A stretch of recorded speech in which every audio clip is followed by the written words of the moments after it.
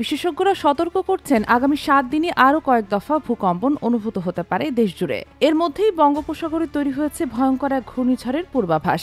দক্ষিণ পূর্ব বঙ্গোপসাগরে অবস্থানরত একটি দুর্বল নিম্নচাপ শক্তি সঞ্চয় করে ইতোমধ্যে সুস্পষ্ট নিম্নচাপে রূপ নিয়েছে।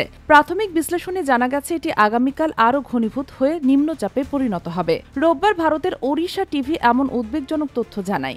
আবহাওয়া বিশ্লেষণ বলছে সিস্টেমটি দক্ষিণ আন্দামান সাগরের দিকে এগোচ্ছে এবং 25 নভেম্বরের মধ্যে এর শক্তি আরও বাড়বে।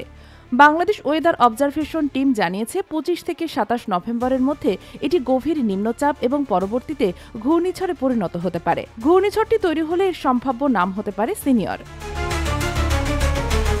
তথ্য বলছে 28 থেকে 29 নভেম্বরের মধ্যে সিস্টেমটি মধ্য ও পশ্চিম মধ্য বঙ্গোপসাগরে পৌঁছে শক্তিশালী ঘূর্ণিঝড়ে রূপ নিতে পারে। পরিস্থিতি অনুকূলে থাকলে এটি দিক পরিবর্তন করে উত্তর কিংবা উত্তর পূর্ব দিকে অগ্রসর হতে পারে। প্রাথমিক ধারণায় বলা হচ্ছে 1 থেকে 2 ডিসেম্বরের মধ্যে ঘূর্ণিঝড়টি উত্তর অন্ধ্রপ্রদেশ বাংলাদেশ উপকূলের মধ্যবর্তী কোনো অঞ্চল অতিক্রম করতে পারে। তবে সিস্টেমটি পুরোপুরি ঘূর্ণিঝড়ে রূপ না নেওয়া পর্যন্ত স্পষ্ট পূর্বাভাস দেওয়া সম্ভব নয়। এর প্রভাবে 25 নভেম্বর সন্ধ্যা থেকে দক্ষিণ পূর্ব বঙ্গোপসাগরে বাতাসের গতি ঘণ্টায় 50 থেকে 60 কিলোমিটার পর্যন্ত বাড়তে পারে। 26 নভেম্বর থেকে তা বেড়ে 60 থেকে 70 এমনকি 80 কিলোমিটারের বেশি হতে পারে।